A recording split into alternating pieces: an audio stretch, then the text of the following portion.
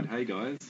This is the second screencast I'll do looking at motivation theories. Just a reminder that last lesson we looked at Maslow and Maslow's hierarchy of needs. And just a quick reminder about what it was.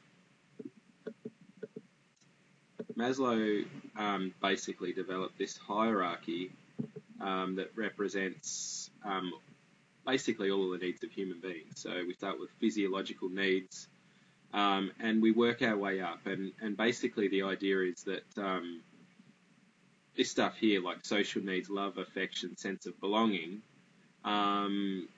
this stuff can only be relevant if the lower order needs are taken care of. So once you agree that you're satisfactorily paid for your job, then you can move on to the next hierarchy. It's a fantastic theory, and it is definitely well used in workplaces. Today, what we'll look at, or tonight, what I'm going to look at is two other theories, and that's Herzberg and Locke. So it's the second part of the key knowledge there. We looked at Maslow already. Now the VCAA tell us we need to look at Herzberg and Locke.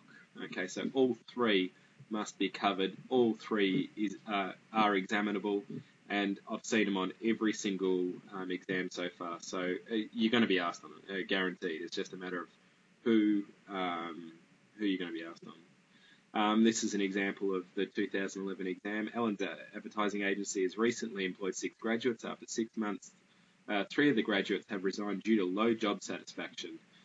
So first of all, they get you to explain Locke's theory of motivation, discuss how using this theory might assist the HR manager to motivate the remaining 3 graduates. So a typical question there, looking at you having a good understanding of Locke and then applying it to the particular case study.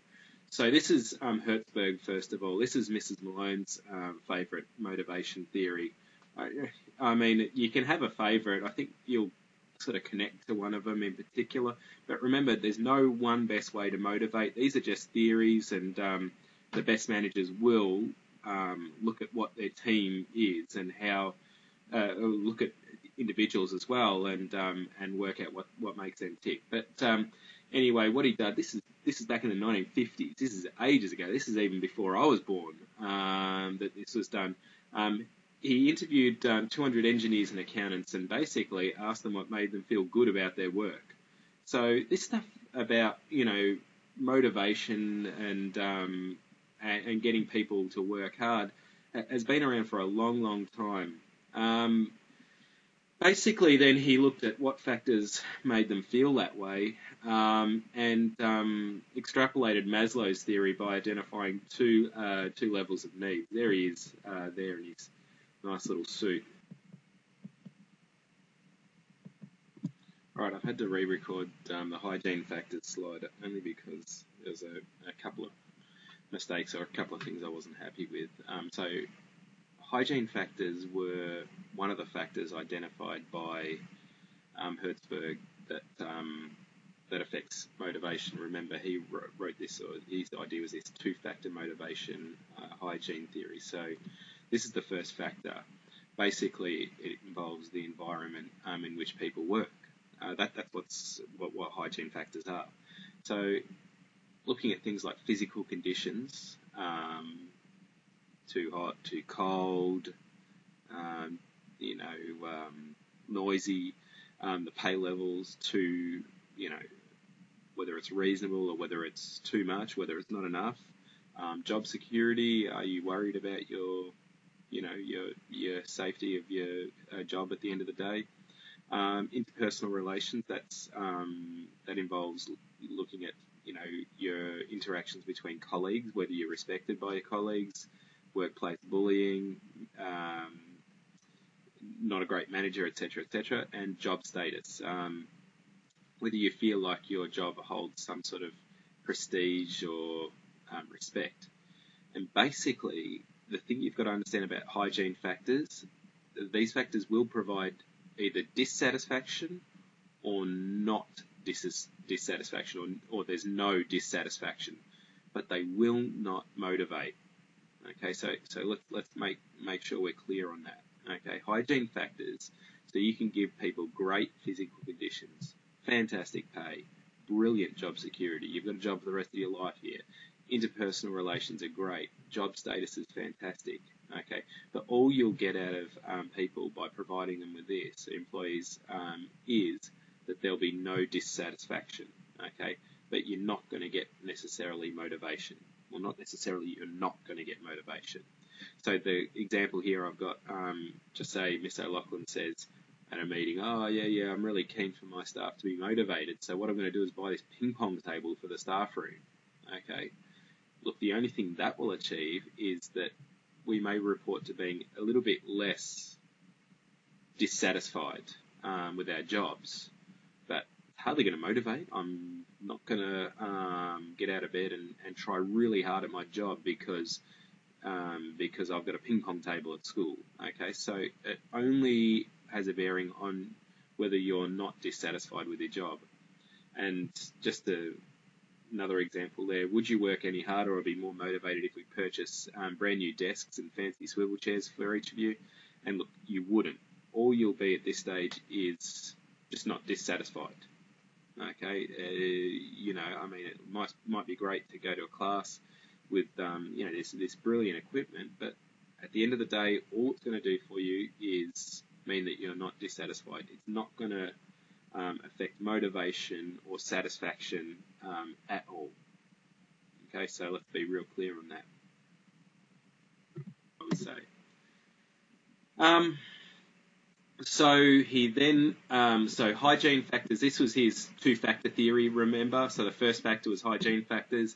The second factor is motivational factors. Relate to a person's type of work and include sense of achievement, recognition, challenging work, responsibility, and opportunities for advancement. Remember what I've said. People, when you're young, and when I was younger, I thought I just wanted a job with low responsibility, high pay, where I didn't have to make big decisions and things like that. And I've quickly worked out that that's not the job that you want to be doing for the rest of your life. That human beings are motivated when we have all of these things: achievement, or a sense of achievement, recognition, challenging work, responsibility, and opportunities for advancement.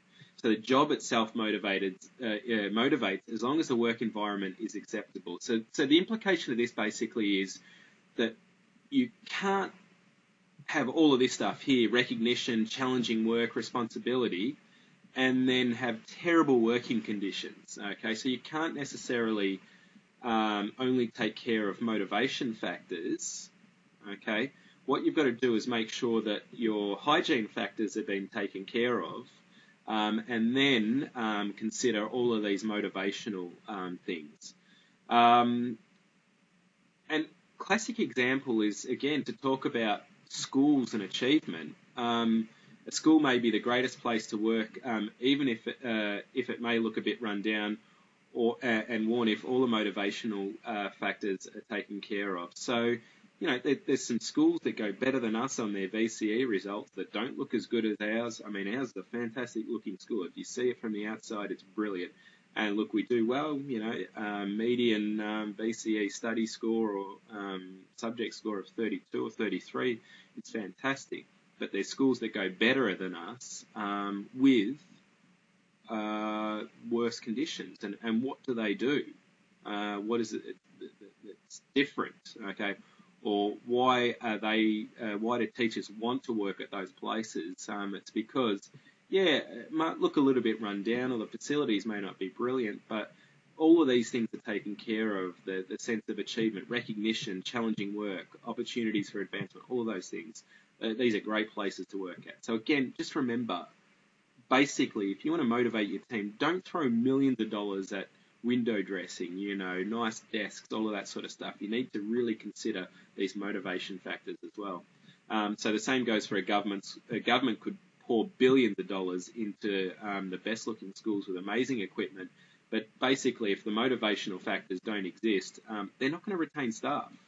No one is going to want to work in those places.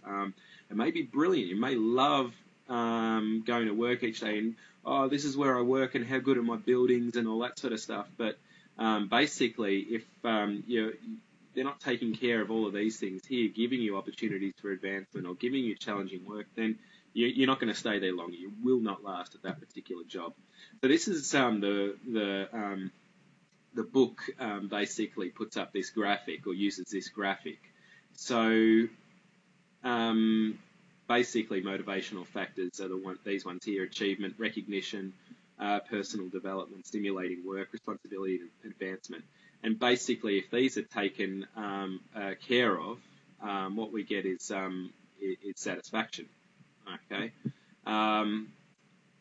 Hygiene factors such as supervision, poor working conditions, lack of job security, low pay, organisational policies and procedures. If the hygiene factors are taken care of, basically you get this concept of no dissatisfaction as opposed to dissatisfaction. Okay, so ultimately what he's basically saying is, if you want to motivate, you need these things here, and you want people who are not dissatisfied. Okay, you want these things here. So you want to look at both of these things. It's so important that we do both of them. We can't just take care of hygiene factors and forget motivational factors. So that's Herzberg. I think it's a great theory, and it's true. It really does ring true. The more I think about it, it's just so practical. Ask mum or dad or someone about jobs that they've actually loved and talk to them about their working conditions that they had. Get them to think back to what it was that actually made them enjoy those jobs. I always think about the best years I think about at Olsh are the ones that I have had really stimulating work. I love teaching new subjects. Some of you guys I had Year 10 history for, which was the one and only time I've had that, and I just so enjoyed preparing lessons for that, and I found it so challenging to teach it. And really every single year, like this year, I've got Year 12 business management, and I'm working really hard to make sure I do a good job. So if you get the same thing, imagine the same thing every year, same subject, same 5 subjects, it'd be boring. I would not have lasted this long at Olsh had I been given all of those same things. Okay, so the second one and the last motivational theory is Locke's goal-setting theory. I've got my own opinions on goal setting. I certainly, it's got to be done correctly. And a lot of my goal setting theories or ideas on it have been from, situations where it hasn't been done well. Anyway, Dr. Edwin Locke, what he did was a heap of research on goal setting during the 60s, again, 1960s. So you look at that, all 3 of our motivation theories are from, 50, 60 years ago, and still completely relevant. It just goes to show what makes human beings tick doesn't change over time. As much as we've got new technology and all that sort of stuff, fundamentally our makeup psychologically is very, very similar. It's the same. So basically, employees were motivated by clear goals and appropriate feedback regarding their achievement. Okay, so if you've got clear-cut goals, you know what's expected of you, and you're given that right feedback as to how you're hitting those goals, then you become motivated. Working towards a goal provided the motivation to reach that goal, and this therefore improved performance. And it makes sense. It's why we as teachers always talk about enter results, because we want you to have that goal in mind of where you want to get to and what you actually need, because we know that motivates you. If there was nothing for you after Year 12, imagine it. Imagine you had no future, that youth unemployment in this country was like 50% or 60%. It was impossible to get a job, and it was impossible to get into university for you. How motivated would you be right now? You wouldn't be, okay, because there's no reason why you'd be doing this. At the moment, okay, you guys are all heading towards a goal in your mind of what you're after, and that's what should motivate you, okay? And unmotivated students are often students that just don't have a goal or can't see what they're actually going after. That's why we as teachers always talk about goals, and yeah, whether we do it the right way or not, I'm not 100% sure, but anyway. So he found that specific and difficult goals led to better performance than vague goals or goals that were too easy to achieve. So you can't make things too easy. You've got to make things challenging for people because, again, human beings love rising to the challenge. In the background right now is the soccer, and we're playing, I can't remember, is it Oman? I don't know who it is, but we're basically going to win this game to qualify or to help us qualify for the World Cup. And, Australia's been on cruise control, but, now we know we need to win this game. This is a difficult goal, okay? So we'll work harder tonight, and I noticed that the score at halftime was 1-0, so we're well on the way. I hope the game finishes all right. So specific, it's got to be something really, really targeted, and I'll give you 2 examples of both of those vague goals or goals that were too easy. If your only goal for the day was to wake up, then the issue for that is it's too easy. Well, too easy for many of us, definitely too easy for me. I mean, I get up at 5:30 every morning, no problems. So you need something that's a little bit harder. And often people, like when they go into work and they know that they've got hard things to do, it actually, again, can be quite motivating. This is the second example of a goal.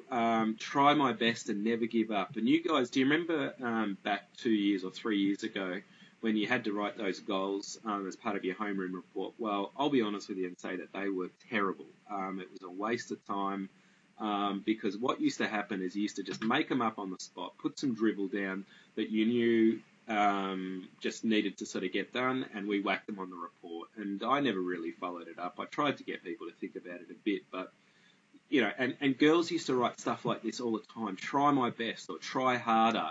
Try my best and never give up. If that's your goal, that's brilliant. But how do you actually do it? Okay.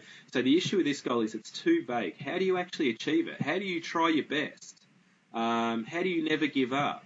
It is way too vague. If my boss told me, or Miss O'Loughlin came in and said, Paul, just this year, your big goal is just do your best. Absolutely do your best. I guarantee you that my day-to-day activities would not change one little bit because I wouldn't know how to achieve this goal. Whereas if she says, look, Paul, last year, Year 12 Business Management, the study score, the average study score was 31. We're really going after a study score of 33. So that's what I want you to go after. That's what I charge you with. I trust you with this class and our girls, and I want you to go help them, achieve to their best of their ability. So 33 is what I'm after. That is much, much more specific. Okay, so it needs to be specific and it needs to be challenging. Okay, if she just said, "Look, get me another 31," we just want to stay exactly the same. So let's just make sure that we stick with the average. Then again, I'm not going to be motivated by that because I know that I can just pretty much do what was done in the past. If I'm making a change, then I have to do something differently.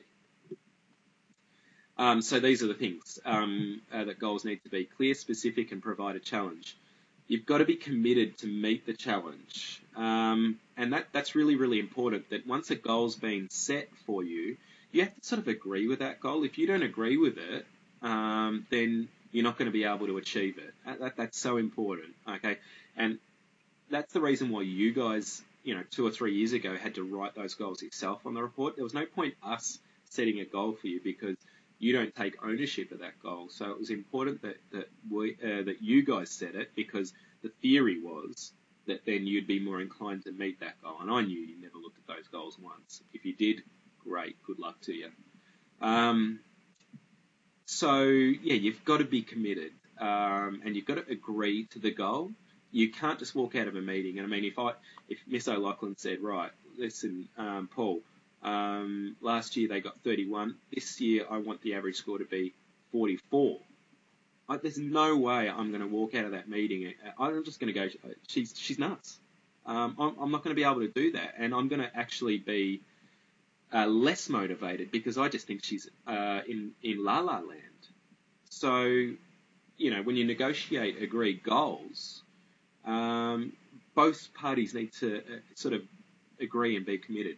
You need to receive constant feedback to clarify and adjust goals. That's why you've got SACs. Okay, we don't just wait to the end of the year and give you an exam worth 100%. Okay, the SACs actually give you constant feedback and allow you to adjust. I mean, look, if you were at the start of this year going to apply for med or something like that, and then your first 3 SACs, you've got 40 or 50% in each of them. Well, clearly you're going to have to reset what you're actually going after. So, and it also allows us to sort of help you guys and see what might need to be done.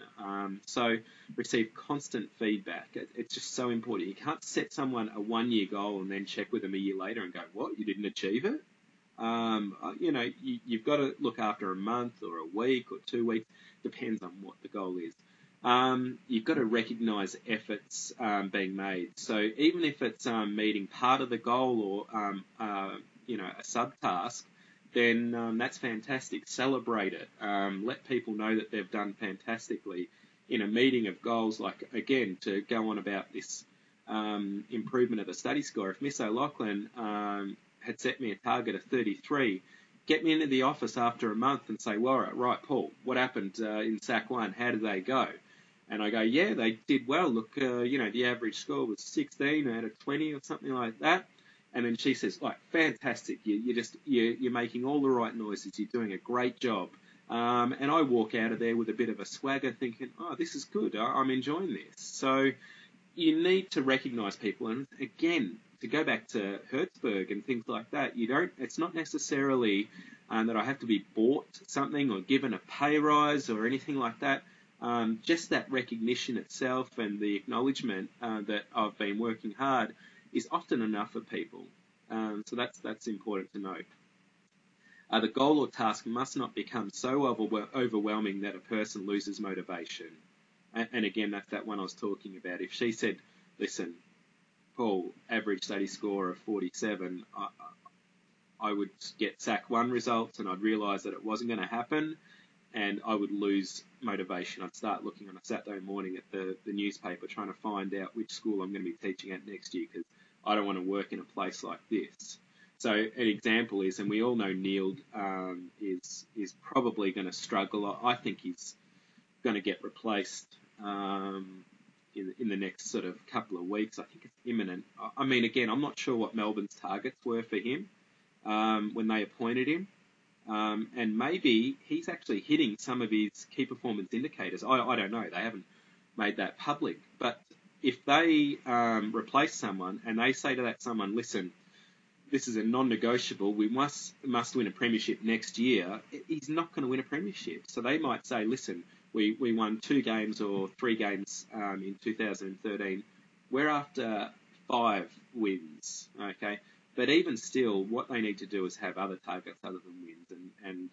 But anyway, that's an example of an unreasonable goal that's going to become too overwhelming because if they win a premiership in 2014 and his replacement loses the first 2 games, he probably knows he's not going to win a premiership or win a flag.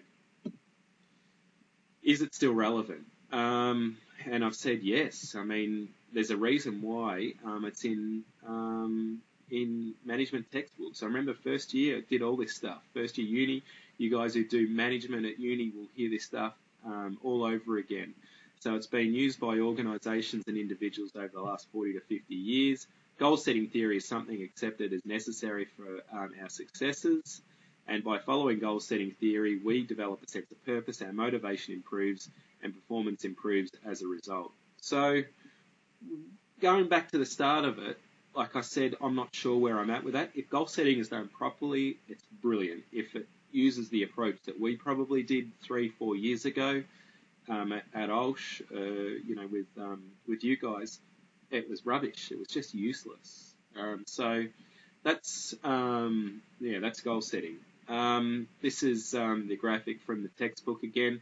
So the goal's got to be clear, specific, challenging, but not overwhelming. And motivation is increased by feedback on goal achievement, recognition for effort. So you're motivated when you get feedback on whether you've achieved your goals or hit your targets and whether you've been recognised for your effort. And remember that recognition, it's so important to remember that doesn't have to be pay rises, it doesn't have to be or you get a VIP car parking spot and all that sort of stuff. As human beings, that's not what we're after. We just want a pat on the back or someone to tell us every now and then that we're doing all right. And what happens as a result of these things is that our performance improves. All right? Done. So there it is, motivation theory. So guaranteed you're going to be asked on it. You're going to be asked on it in a SAC, and you're going to have to know all three, okay? And have a favourite. That's all right. You might like Locke best. You might like this guy, Herzberg best. You might like Maslow. One of them is probably going to click with you in a way that others don't. But all of them have their merits, and all of them. You need to be able to discuss all of them. All right, so that's about it. It's 8:45. I've had about 4 hours sleep over 2 nights, so I'm gonna probably finish up here and go to bed and hopefully have a bit more sleep tonight.